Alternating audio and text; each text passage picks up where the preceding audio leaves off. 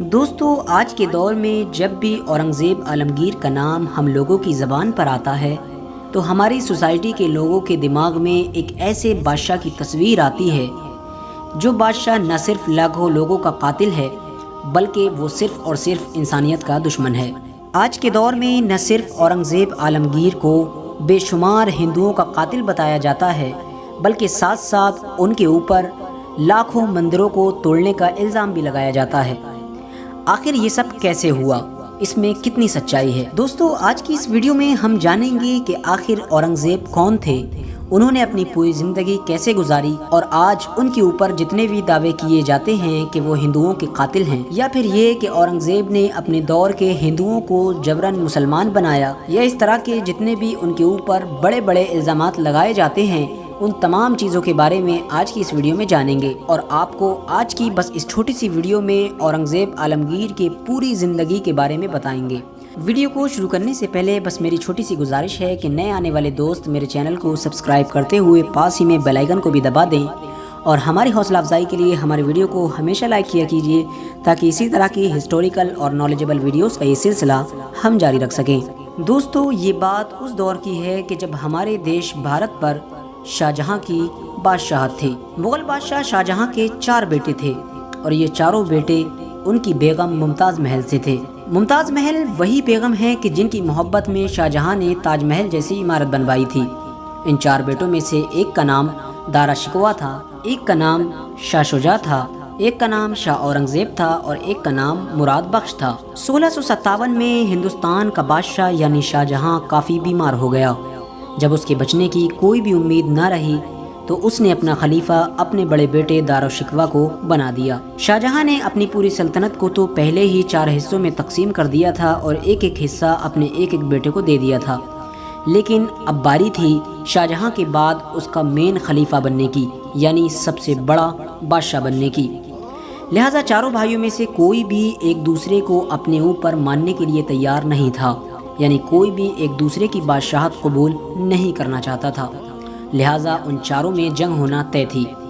ان دونوں میں لڑائی کی ایک اہم وجہ یہ بھی تھی کہ چاروں کی سوچ الگ الگ تھی، لہٰذا اسی وجہ سے کوئی بھی دوسرے کی بادشاہت میں رہنا پسند نہیں کر سکتا تھا۔ دارالشکوہ کی سوچ اور نظریہ اپنے پردادا اکبر سے ملتا تھا، لہٰذا یہی وجہ تھی کہ دارالشکوہ ہندوؤں اور راجپوتوں کے درمیان بہت زیادہ عزیز اور پیارا تھا۔ وہیں دوسری طرف شاہ شجاع نے شیعہ مذہب اختیار کر کے ایران کے حکمران کی سپورٹ لے لی تھی تاکہ مجھے بادشاہت مل سکے۔ لہٰذا اورنگزیب عالمگیر ایک سچے اور پکے مسلمان تھے اور سنی اور حنفی مذہب کے ماننے والے تھے، لہٰذا ان کو بڑے بڑے علماء اور امت مسلمہ کی سپورٹ حاصل تھی، اور لہٰذا پوری امت مسلمہ یہ چاہتی تھی کہ اورنگزیب تخت پر بیٹھیں۔ وہیں ان کے چوتھے بھائی یعنی مراد بخش شراب اور تلوار کے شوقین تھے، اسی وجہ سے یہ سپاہی اور جنرل میں کافی مشہور تھے اور انہیں ان کی سپورٹ حاصل تھی۔ چاروں بھائیوں میں ایک لمبے وقت تک جنگ چلتی رہی۔ نتیجہ یہ ہوا کہ شاہ اورنگزیب کو اپنے سارے بھائیوں پر فتح حاصل ہوئی، اور بالآخر 1658 میں اورنگزیب عالمگیر ہندوستان کے تخت پر بیٹھ گئے۔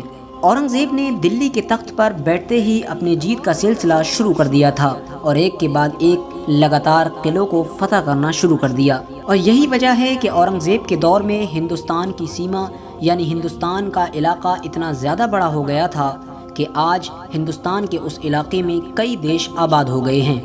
اورنگزیب عالمگیر ہی ہندوستان کے وہ پہلے راجا تھے کہ جو پورے حافظ قرآن تھے، یعنی جن کو پورا قرآن حفظ یاد تھا۔ اورنگزیب عالمگیر نے اتنی بڑی سلطنت پر حکومت کرنے کے باوجود بھی کبھی بھی سلطنت کے مال سے 1 روپیہ بھی اپنے اوپر خرچ نہیں کیا تھا۔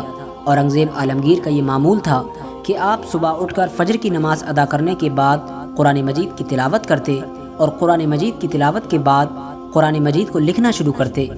آپ قرآن مجید لکھتے اور پھر اس کو ہدیہ کرتے یعنی بیچ دیتے تھے، اور اس طرح قرآن کریم کے لکھے ہوئے نسخوں کو ہدیہ کر کر کے ہی اپنا خرچ چلایا کرتے تھے۔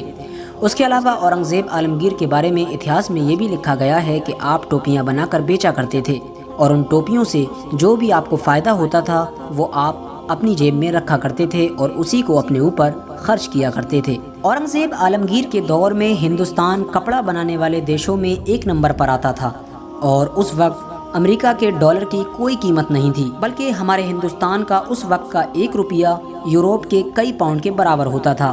اورنگزیب عالمگیر ہی ہندوستان کے وہ پہلے بادشاہ تھے کہ جنہوں نے شراب جیسے نشیلے پدارتوں پر پوری طرح سے پابندی لگا دی تھی۔ انہوں نے اس کے لیے ایک اسپیشل فورس تیار کی تھی جو شہر کے لوگوں پر نظر رکھتی تھی اور اس طرح کے ملزموں کو فوراً گرفتار کرتی تھی۔ دوستو، اورنگزیب عالمگیر کے دور میں دنیا کا 25% پیسہ تو صرف اور صرف ہندوستان ہی میں موجود تھا، یعنی ہندوستان اتنا زیادہ امیر تھا۔ اورنگزیب عالمگیر کے دور میں ہندوستان ٹیکنالوجی کے معاملے میں دنیا کا نمبر 1 دیش بن گیا تھا۔ اورنگزیب عالمگیر نے اپنے دور میں ایسے راکٹ اور توپوں کا نرماڑ کیا تھا کہ جن کا مقابلہ کرنا ناممکن تھا۔ جنگ میں سب سے پہلے راکٹ کا استعمال بھی اورنگزیب عالمگیر نے ہی کیا تھا۔ ان کے پاس اژدہا پیکر نامی ایسی مشہور توپیں تھیں جن کے ذریعے سے 35 کلومیٹر وزنی راکٹ پھینکے جا سکتے تھے۔ اورنگزیب عالمگیر کو عام طور پر ہندو ویرودھی بتایا جاتا ہے، حالانکہ سچائی یہ ہے کہ ان کے دربار میں کام کرنے والے تقریباً 36% لوگ ہندو ہوا کرتے تھے۔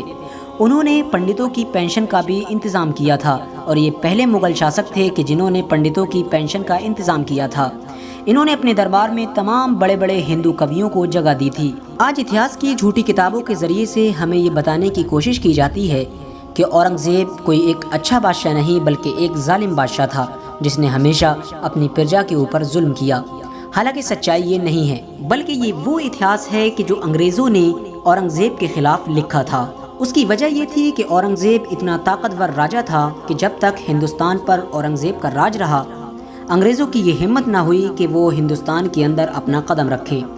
لہٰذا یہی وجہ ہے کہ اورنگزیب کے انتقال کے بعد انگریزوں نے ہندوستان میں آنا شروع کر دیا تھا اور اورنگزیب سے اپنا بدلہ لینے کے لیے اور ہندوستانیوں پر حکومت کرنے کے لیے انہوں نے ایک خاص دھرم یعنی ہندو دھرم کے لوگوں کو اورنگزیب کے خلاف بلگلانا شروع کیا اور لوگوں کی نظروں میں یہ ظاہر کرنے کی کوشش کی کہ اورنگزیب ایک ایسا بادشاہ تھا جس نے ہمیشہ ہندوؤں کے اوپر ظلم و ستم کیا اور ہندوؤں کو جبراً مسلمان بنایا۔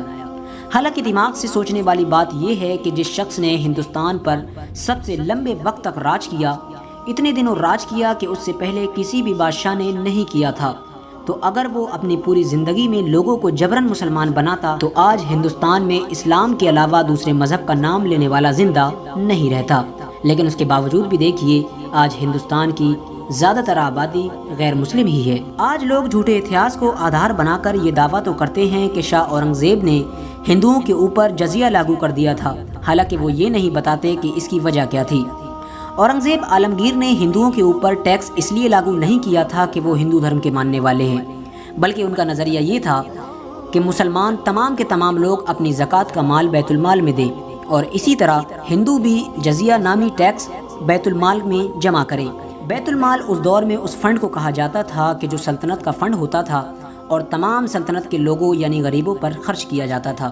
لہٰذا مسلمان اپنی زکوٰۃ کا پیسہ اس فنڈ میں جمع کرتے تھے اور ہندو بھی جزیہ کا پیسہ اس فنڈ میں جمع کیا کرتے تھے، جسے اس وقت بیت المال کے نام سے جانا جاتا تھا۔ لہٰذا یہ تمام چیزیں افواہ اور انگریزوں کی وہ چال بازیوں کا نتیجہ ہے کہ جو انہوں نے ہم پر حکومت کرنے کے لیے چلی تھی۔ لہٰذا ہم لوگوں کو چاہیے کہ ہم اورنگزیب عالمگیر کے صحیح اتہاس کو پڑھیں اور جانیں۔ آج کی ویڈیو کا ہم یہیں پر اختتام کرتے ہیں۔ اگر آپ ہمارے فیس بک پیج پر دیکھ رہے ہیں تو فیس بک پیج پر ہم کو فالو کر لیں۔ ویڈیو پسند آنے کی صورت میں اپنے دوست و احباب رشتہ داروں کے ساتھ ضرور شیئر کریں۔ السلام علیکم ورحمۃ اللہ وبرکاتہ۔ اللہ حافظ۔